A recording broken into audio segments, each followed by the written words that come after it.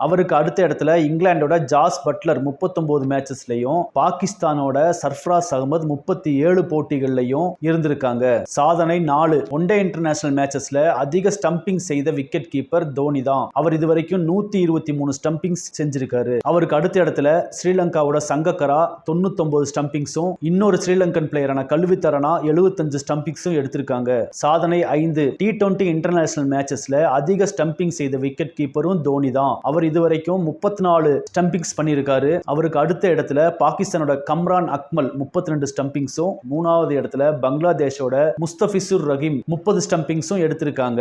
இப்படி ரிட்டையர்ட் ஆகி பல வருஷம் கழிச்சு கூட சாதனைகளை தன்வசம் வச்சிருக்கிற நம்ம தல தோனிய வேர்ல்டுலயே number 1 wicket keeper, batsman, captain சொன்னா அது மிகையில்ல.